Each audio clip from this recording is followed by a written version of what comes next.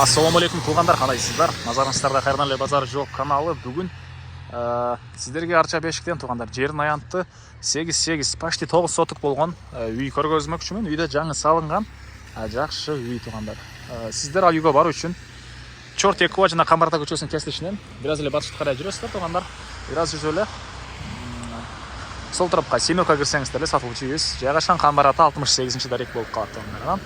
Бул жерде мынакей шаардын бурчуна жүргөн автобус маршруткалар бар. Үйдө карай жүрсөңүздөр Южный магистраль, Улдырый тарабы, Куюкова жана Акунбаева болуп кетет туғандар.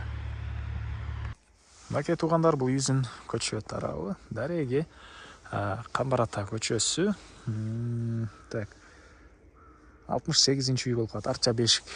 Билесиздер туғандар, мындай семерка деп коет беле, ушундай жерде, ушундай короосу, түз эле киргенсиздерде ушул үйдү көрө аласыздар туғандар. Жалпысынан жери Кызыл Китебинде 8 соток, фактически 9 сотоктай бар экен. Батыш чегара мына туғандар. Бийик собор, калитка дарбаза, чыгыш чегарасы мына бул жерге чейин. Так. Дагы эмне маалымат? Негизинен жерде эле чоң, короосунда деле машина койгонго кенен жайы. Анча-мынча конок келип калабы, же болбосо келип кайтып кеткенге деле мына ушундай кенен жерден кайрылып кетсеңиздер болот туғандар. Көчө тарапка деле машина койгонго шарты бар экен. Центральный канализация, природный газ, бар, электр энергиясы, бар, отоплениясы, газ менен, электр энергиясы менен, көмүр менен дагы. Үчөөсү менен тең жылытсаңыздар болот. Не деп койчу эле, комбинированный деп коет беле, орусча канча тил келбейт туғандар. Ушундай үчөөсү менен тең жылытсаңыздар болот.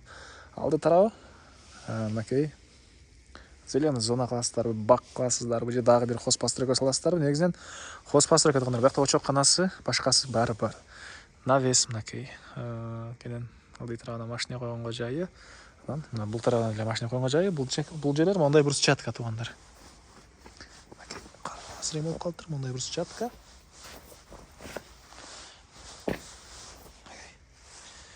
Так, могу сыяктуу эле экен. Анан 350 квадрат метр болгон үй, стенасы кирпич, 2 этаждан турат. Бул жагында анан өзүнчө очоканасы бул жакта. Так, дагы эмне маалымат? Үйдөн жанындагы заборлорго чейин аралык бир могу жерден бир 2,5 метрдей аралыктай көрүнөт. Болжол менен анда келгенде көрөсүздөр. Кенен аралык чегараларга чейин калтырылган. Документтер боюнча баардык документтери бар. Алсаңыздар эле өткөрүп беребиз дейт. Жаңы салынган. Пока эч ким жашай элек, ушундай жаңы үй.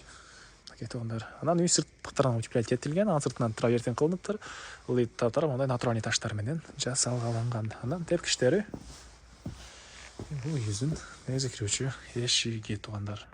Мынакей туғандар, бул үйүздүн кире бериши, прихожкасы жана кенен коридор. Бул коридорлордон калган бөлмөлөргө өтүп кете алат экенсиз туғандар. Мынакей көрүп тургансыздардай ремонт. Негизинен өтө чоң үй экен. Жана айткандай, жалпысынан 350 квадрат метр болгон үй туғандар. Азыр бөлмөлөрүн сиздерге бир чекеден көргөзөйүн. Мынакей прихожкадан кирип, оң тарапка бурулсаңыздар, биринчи эле эшикте мондай бир бөлмө жайгашкан. Мынакей түндүк тарабынан терезелери, отоплениянын батареялары, көрүп турганыңыздардай ремонт. Мынакей. И андан ары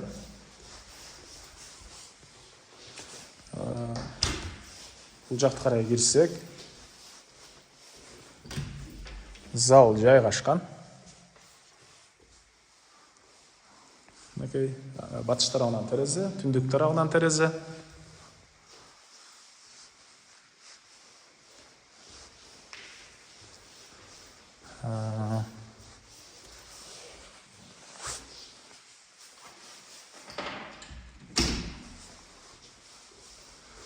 Бул жагында так, дагы бир бөлмө туғандар. Мынакей түштүк тарабынан терезе орнотулган. Трансфердай ремонт. Отоплениянын батареялары, күзөтүү камерасы. Бул жагында экинчи сатып кеткен тепкиштер жана ылдый жагында кладовкасы. Анан эми бул тарабын көргөз, андан соң экинчи этажды көргөзөйүн туғандар. Оң тарапка бурулуп мына бөлмөлөрдү көрдүңүздөр. Анан кире бериштен сол тарапка жана түз кирсек, бул жерде общий санузел, вентиляциясы орнатылған. Мына көріп тұрғандарыңыздай ремонт.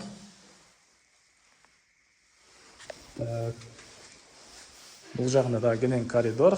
Бұл тарafında bir bölme. Бұл bölme кухня екен туғандар. Бұл тарafından терезе орнатылған. Кухняның мебельдің жайы. Отоплениенің батареялары. Түндік тарafından терезе.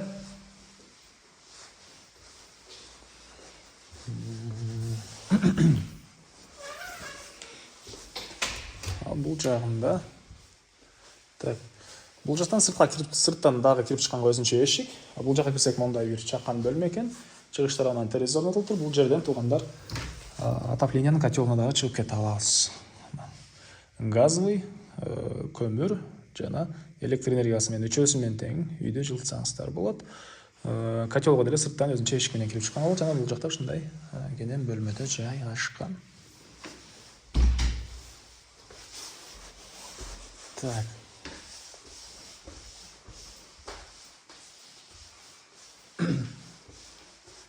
Андан ары сіздерге енді үйүзүн экинчи этажын көргөзөйүн. Туугандарым, ол тепкичтерди бассаңыздар өзү автоматтуу түрдө монтип жанат экен. Муну эси айтпады эле, азыр өзүм эле байкап калган учурум. Акырындык менен автоматтык түрдө өзү үйдөн карай жанып кете берет экен туугандар. Так.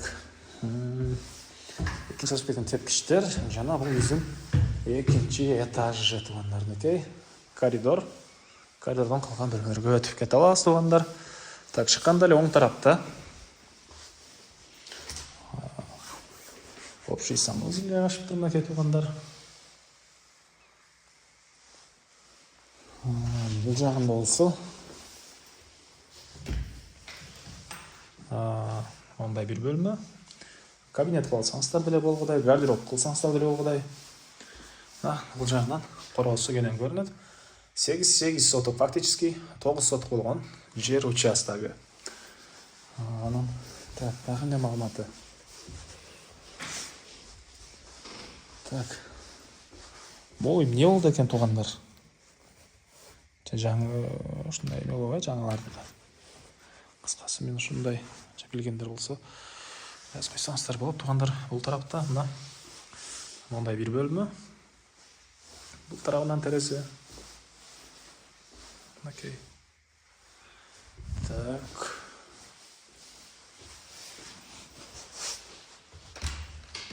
Burada дагы бир бөлмө бар экен, ушу сыяктуу эле туугандар. Бул жерде катарынан 2 бөлмө дагы. Бирөөсү мындай чоңураак бөлмө экен. Түндүк тарабынан, батыш тарабынан терезелер. Көрүп турганыңыздардай ремонт.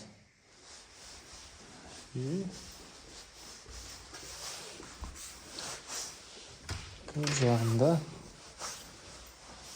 родительский спальня окшойт. Бул жагы өзүнүн мынакей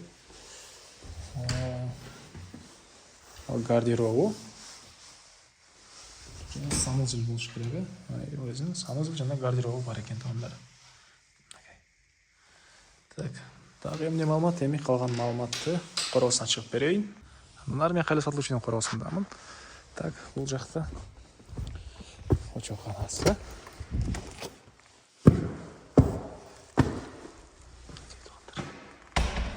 Денен экен. Погреби бар экен өзүнүн. Литра брусчатка болгон. Раковина.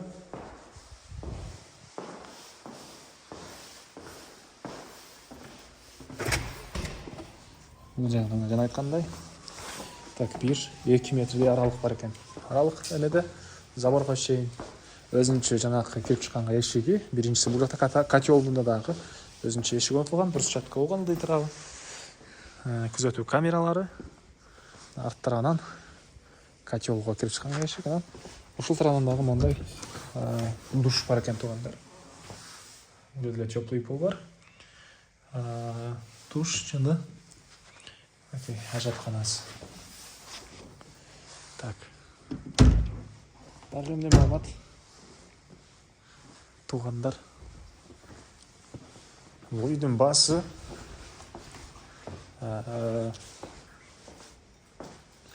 $340,000 содалашуу болот.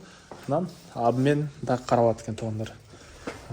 Кайсы бир бөлүгүнө абмен менен берсеңиздер деле болот. Квартира жана башка туугандар. Так. Лайктан басыңыздар, ушундай чоң үй издеген достор менен, туугандар менен видеону бөлүшүп кетиңиздер.